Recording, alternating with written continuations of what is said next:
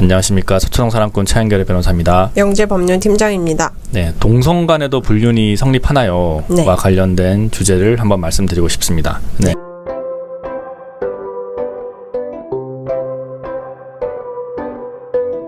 보통 많이들 아는 거는 이제 그 부부라고 하면은 남녀 간의 그런 결합이잖아요. 그렇죠. 그게 왜 그런가 이런 이제 얘기도 많이 따져봤었거든요. 근데 아마 민법에 남녀 결혼 막 이런 게 써 있을 거예요. 그래서 그 이게 뭐 헌법에도 규정돼 있냐 이런 거 갖고 맨날 싸워요. 그래서 이제 로스쿨 가시면은 여러분들 이런 거 이제 좀 철학적인 법 철학 이런 데서 배우는 건데 네. 일단은 결혼은 남녀가 하거든요. 네. 그리고 만약에 남남 또는 여여가 가가지고 신고를 하면은 처음에는 신고 안 받아주다가 이제는 신고는 받아준대요. 그러다가 이제 처리를 못한다라고 해가지고 그 불처분 무슨 뭐 수리 처분 이런 거를 내주면은 그걸 가지고 행정소송을 하는 요즘 이제 네. 동성 커플들이 꽤 있거든요. 네네. 그래서 이런 게 많이 쌓이면 우리도 뭐 캘리포니아처럼 이제 동성 간의 혼인을 뭐 다른 법적으로든지 아니면은 뭐 다른 뭐 간수법이라든지 이런 걸로 보장을 하는 그런 시대가 될 수 있지 않을까 생각이 드는데 네. 아무튼 우리가 처음에 동성 간의 불륜이 되나요라는 주제는 네. 그거는 제일 많은 게 남녀 간의 이제 어떤 결혼 생활 중에서 내가 남자랑 바람을 피는 거, 네. 내 아내가 여자랑 바람을 피는 거 이거거든요. 사건 되게 많이 했었죠. 예전에 이제 뭐 남자가 남자와 바람 피는 사건도 했었고요. 그 어떻게 보면 제 친구 저랑도 계속 통화하고 제 와이프가 진짜 되게 질투하는 친구가 있습니다. 자기 걔한테 하는 것처럼 나한테 좀 해봐봐. 이런 말 할 정도의 그런 친구가 있는데 네. 알고 봤더니 내가 걔랑 불륜을 했던 거야. 네. 걔랑 물고 빨고 막 다 하고 막 진짜 어제도 마산 갔는데 또 지난주에 3일 동안 마산에 있었는데 네. 걔랑 거의 매일매일 봤거든요. 그 매일매일 뭐 팔짱 끼고 돌아다니고 키스하고 막 한 거야. 그걸 나중에 아내가 알게 돼가지고 이제 소송을 했던 경험이 있거든요. 네? 네. 네, 제가 한 건 아니고 네. 제가 당했다는 그런 네. 사건이 있었습니다. 네. 그런 식으로 남자가 내 남편이 자신의 친구 오래 전부터 알고 지냈던 중마고와 이제 바람을 폈다. 그래서 가족들끼리 여행도 가고 막 그랬대요.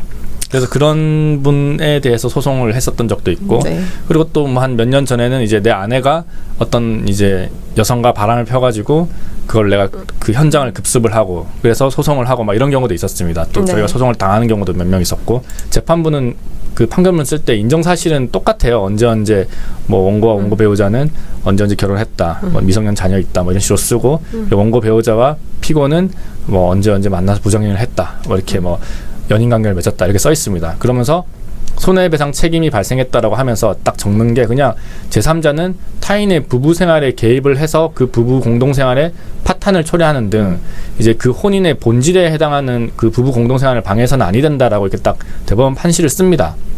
그걸 쓰면서 근데 피고는 이제 원고 배우자와 그런 이제 부정행위를 해서 그 원고에 대한 어떤 정신적 충격을 가했고 원고와 원고 배우자 간의 어떤 혼인 관계의 본질을 흐르는 행동을 했기 때문에 정신적 피해고 불법 행위를 구성하고 어쩌저쩌 쓰면서 이제 뭐 한 3천만 원 줘라 이렇게 판단을 하는 거란 말이에요. 그래서 이거는 사건을 많이 했어요. 근데 요즘 많이들 들어오는 그 질문이라든지 이런 게 그 혹시 나는 지금 동성 커플이다. 나는 동성과 사귀고 있는데 네. 법률로는 아니지만 사실혼 정도는 되는 것 같은데 와 근데 내 배우자가 내 그 동성 배우자가 다른 또 사람이랑 바람을 폈네 이렇게 또 소송을 제기하겠다라고 오시는 분들이 꽤 있습니다. 네. 근데 물론 이론상으로도 가능은 할 수는 있을 것 같아요. 그래서 네. 좀 많이 쌓이면 될 것 같아요. 왜냐하면은 동성 커플들이 많아지고 나도 내 법률로는 아니지만 내 이제 그쵸. 여성 이제 동성 배우자 만약 여자로 쳐봐요. 여자 배우자가 있고 법률로는 절대 안 됩니다. 근데 사실혼처럼 지내고 있다. 그러면은 그쵸. 그 법에서 인정하는 그 혼인의 본질에 해당하는 부부 공동생활, 사실혼 부부 공동생활을 방해하는 행위를 이 배우자의 그 상간남 또는 상간녀겠죠. 여자 커플이었으니까 또 동성을 만나겠죠. 또 그분이 또 침해를 했으니까 나는 그 사람을 상대로 소송을 제기하고 싶다라고 하면은 이론상으로는 당연히 가능하겠죠. 근데 아직까지 직접 수행한 사건은 한 건도 없죠. 네. 왜냐하면은 재판부에서 아직까지는 동성혼을 사실혼에서 준해서도 보지도 않습니다.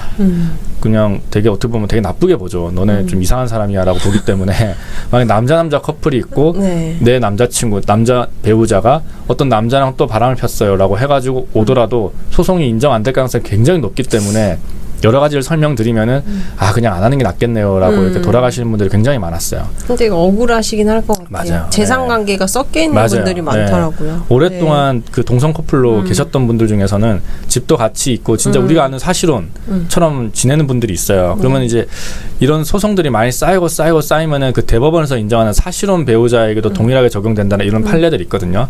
그런 거를 접목을 시켜서 내 동성 배우자는 어떻게 보면 사실혼 배우자라고 볼 수 있다라는 판단이 먼저 해야 되고, 그 판단을. 그리고 그 배우자와 그 이제 배우자들 간의 혼인 관계의 본질을 흐리는 행동을 누군가 했다라면은 원칙적으로 불법 행위를 구성한다라 이런 구조를 해가지고 판결이 나올 수도 있을 것 같은데 아직까지 많은 분들이 이제 소송을 하겠다는 분들은 없는 것 같아요. 그렇죠. 네. 여러분들 중에서 뭐 동성 커플들이 계신다거나, 근데 그 동성 커플 중에 한 명이 또 다른 동성이랑 바람을 폈다, 이런 분들 있으시면은 한번 시험 삼아서 한번 해보는 것도 좋을 것 같아요. 네. 이게 그럴 때는 뭐 변호사 비용을 굉장히 또 좀 파격적으로 할인을 해드려야 되지 않을까. 그쵸. 왜냐하면 설레를 만들기 위한 그런 거니까.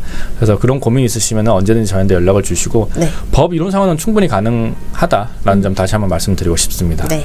여러분 또 궁금한 거 있으면 언제든지 연락 주시고요. 구독과 좋아요 꼭 눌러주시기 바랍니다. 지금까지 서초동 사랑꾼 최한결 변호사였습니다. 명재법률 팀장이었습니다. 감사합니다.